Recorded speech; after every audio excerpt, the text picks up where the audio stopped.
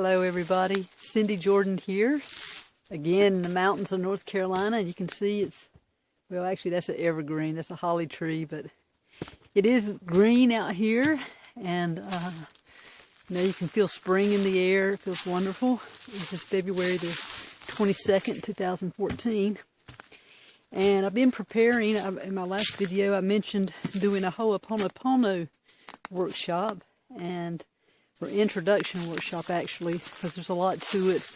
In a way it sounds very simple, in a way it is very simple, and yet there's a lot of components to it as well. So what I'm going to talk about as I'm planning it, it's a 2-hour workshop, and with time for questions, trying to find the best way for the light here. It's a 2-hour workshop. So I'm going to start off with Aloha, and the understanding, a brief introduction, understanding of the word aloha. And while many of us understand it to mean hello and goodbye, in Hawaiian, it actually has deeper meaning than that.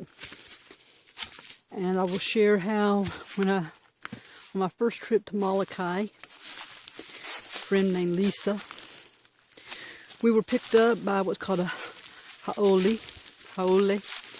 which is a white person. He had been there, I believe it was 12 years, he and his wife. Might have been 7. She being a midwife there, the only midwife on the island. It's a very small island, 14 miles from east to west, 5 miles wide, I believe. At any rate, so he told us when we got there, oh, wow, so hospitable, very nice. Picked us up to go get our rental car. He told us one of the understandings, one of the deep beliefs on the island of Moloka'i, the kapunas, the elders, and others of like mind, was that their mission in life is to keep aloha alive. Because if aloha dies on Moloka'i, their belief is that the world will come to an end, no doubt a destructive end and not a pleasant end. So what does aloha mean? As many words in the Hawaiian language, it has different levels of meaning, different meanings for a word. The Hawaiian words are made up of root sounds, or root syllables. And each syllable has a meaning. Let's see. And so it depends on where you put the accent on the syllable. It depends on how the roots are understood to be mixed together. So sometimes it depends on the context. You can have the same word mean different things depending on the context of the word. Or even within the context, it can mean different things. Well, that's a short little lesson on Hawaiian language. The way I heard it, it's been told many ways, but the way I heard it initially was aloha means the breath of God between you that bridges us. The breath of God means unconditional love, the love of God between us. Ha meaning breath, ah meaning God or the divine, and lo meaning the bridge between, aloha. So that's one meaning, and then you could go aloha. So it's calling on the divine to come, or acknowledging divine that's between us, and acknowledging the breath between us. And then another way of saying it is the joy between us, or creation of joy. So that's aloha, and everything, if you get that sense, then everything is built with the undergirding of aloha, that understanding. I'll share a little story that really helped me see this, be a witness to this. Well, there's many stories that I have, but one in particular, I was with a group. We were at a luau, one of the commercialized luau's, so people can get a sense of the history and sense of the story. We were on Kauai, and when the program was over, I noticed a Hawaiian woman, and she was an employee, but her gentleness in helping some of the elderly people onto a tram. She was so attentive. She was so genuine, so compassionate. She wasn't young herself. And yet here she was, just really, I could tell she was just really tuning in, really expressing aloha through her presence. What I got from that, and what I want to share with you, is it's more than good customer service. It's more than good tourism techniques. It is a true compassion and care for all that is. For all the plants, animals, for the aina, which is the land, the earth, the land that the people live on. For community, for the ohana. The ohana is the family. The ohana can be the immediate family, extended family, and anybody that they choose to adopt into the family. So majorly extended family. But this is the spirit of aloha. And my second trip to Moloka'i, I went with a friend, or I met a friend there, Robin Shepherd, from New Zealand. And we met there, and we found one of the holders of wisdom there, known as Lawrence Aki, Kumu Lawrence Aki, Kumu meaning teacher. And he was very difficult to get a hold of, actually. Yet he did, once we found him, he was open to at least meeting us. And he said to me on the phone, he said, well, why don't we meet at the bookstore in the town, little town on Moloka'i. And the least we can do, he said he could give us about 10 minutes, 15 at the most, and we could at least meet and exchange the breath. At that time, I didn't know what that meant.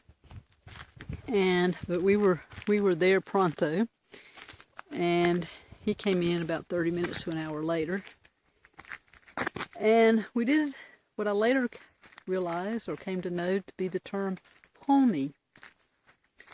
Now, honi is when two people, when they greet, they put their foreheads, the bridge of their noses and their nose together, and they exchange the breath of life between them.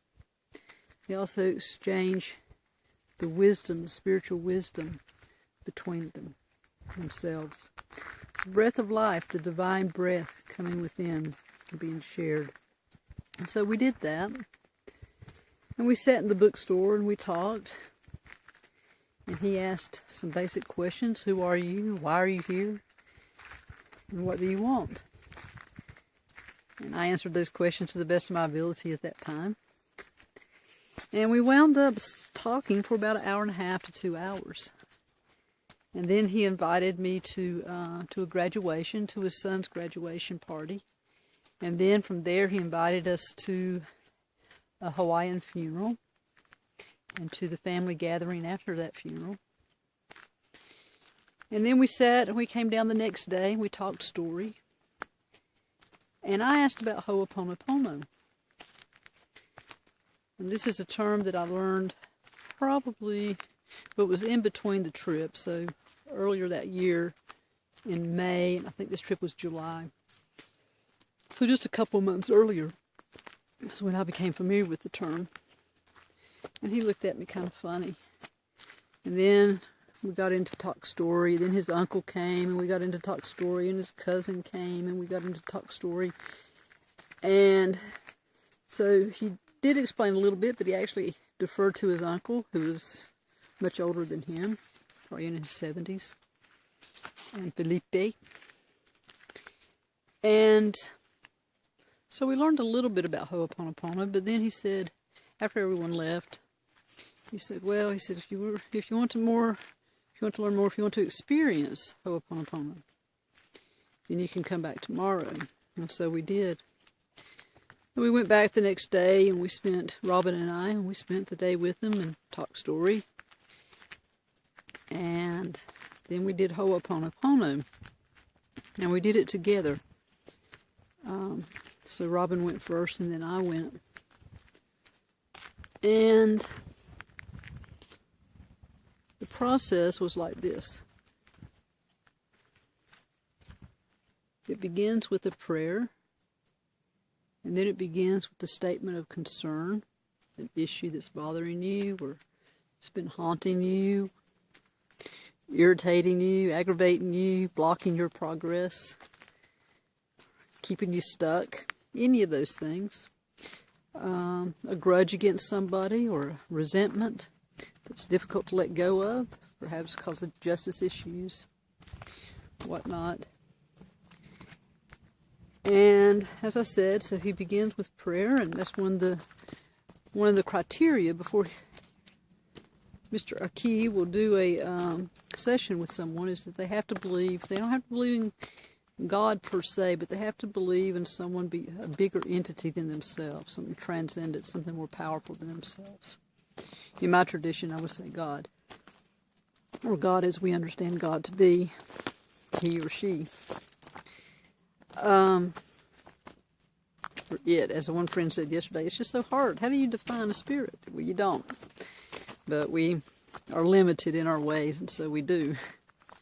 At least put a gender reference to that spirit. And since I do, then we went forward, and he asked some questions, and at this time I don't even remember the details, but we went through the process of assessing whatever it was that I came there with, and processing that, and then the challenge. He's in his role, he's known as the executioner. That's what he calls it. So he's executing the process. He's not executing the person. And as he executes the process, it is after a person has shared the issue, then it's are you willing to forgive the person who appears to be the blockage? And you say yes, or you say no, and sometimes he gives an assignment. You need to go do this, you may need to go call someone, you may need to go make amends, you may need to go ask if you can talk about something. You may need to call someone and say you love them. And then, when that agreement comes, and the executioner feels like the process is over, and the person feels like, yes, they've gained from the process, or they've learned from the process, they feel free or set free, or a person can also refuse. And if a person refuses to deal with the issue that comes up, then the session ends. But it can also end through some resolution and sometimes some homework. And then it closes with a prayer. I went back another time for 13 days in 2013, and we did another Ho'oponopono session like that, similar, and some other things actually came up. I wasn't aware. I thought that I had forgiven some certain things. I thought I had dealt with them. I thought they were years past, years gone. And through our discussion, when he asked me about a certain situation, he said, "Can you forgive that person?" And I said, whoa. It hit me at a different level, because though I had thought I had forgiven them, I really hadn't. What I had done was been pragmatic and said, this happened, and life goes on, and I shall go on. Never see this person again, because it was just like a brief time span together for a project, and then they were out of my life. I don't remember the name. I don't remember where they were going, where they were from. And, excuse me. However, I had not forgiven. What I had done is I had protected myself from being hurt again the way that I was hurt, and sort of put on a became stoic in that area, and moved forward. And so when I realized that, and we processed it some more, then I did come to the point where I could say, yes, I can forgive them.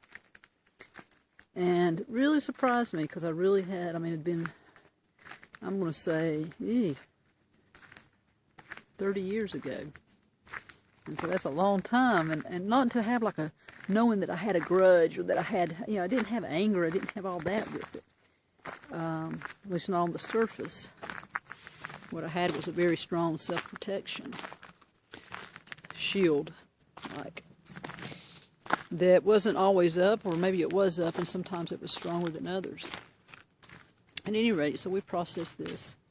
And then the Ho'oponopono session ends with a prayer. Sometimes there's prayer in the midst of the Ho'oponopono session as well. And when it's over, you no longer mention the issues or the situation. Now, in this case, I haven't given any details, but I am outlining it so you'll know from my personal experience what my experience was. Every family had their own way of doing Ho'oponopono. That was the traditional way. The ancient way is that the families took care of it first. And if the families could not solve the issues, then they brought someone else in who they trusted, who was able to execute the process. And because oftentimes if they couldn't get it settled, then they looked at perhaps the parents or some others who were out of harmony, because that's really the purpose of Ho'oponopono, is to make right, to bring into right relationship. Ho'o is to make, to produce. Pono is to be right, in right alignment, in correct relationship. And when it's done double, pono, it's like to make right. It's almost like an exclamation point there for us. And so that's the purpose of it, is to be in right relationship with ourselves, with our God, and with our neighbors and nature. So that's the Ho'oponopono, and you can see why it's based, or say based on, there's really not a separation, it's imbued with Aloha, which is unconditional regard and love and acceptance. So that's part one of Ho'oponopono, in my experience. There's so much more underneath it that I don't even know. Today I was laying in bed this morning, when I'm doing this presentation this evening, and I discovered that it's like, whoa, I just got ahas, and then yesterday I got some more ahas. It's like, oh man, I've been sharing this stuff a little bit for the past couple of years, and or for the past year and a half, and I'm just scratching the surface of it. But I just share a little bit more than what somebody else knows, and I keep learning, and I can share deeper and deeper. So this is part one, and part two, I'll talk about the modern day use of Ho'oponopono, more so than what I just shared is an ancient way, and it's been passed down from generation after generation. And then talk about Morna Simone, and Dr. Hugh Lin, and how they have been presenting or distilled Ho'oponopono for individual use. That's next. Hope you'll be with me. Bye-bye.